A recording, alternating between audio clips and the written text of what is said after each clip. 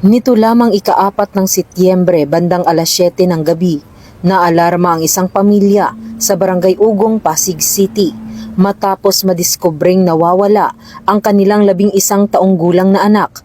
Agarang ipinagbigay alam nila ito sa pulisya. Sa ilang minutong pag-aalala, nagsimula ang agarang paghahanap ng mga tauhan ng Ortigas Police Substation sa pamamagitan ng mabilis na koordinasyon at pagmamatyag sa paligid. Natagpuan ang bata makalipas lamang ng 5 minuto sa may IPEC 5, Barangay Ugong.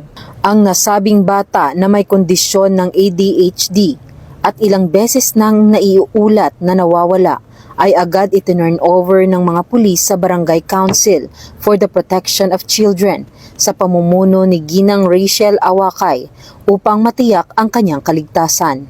Ang mabilis na paghanap at pagresponde ng mga tauhan ng Eastern Police District ay patunay ng kanilang tapat na serbisyo at malasakit sa kapakanan ng mga kabataan. Umalis po siya sa bahay noong September 4 ng hapon.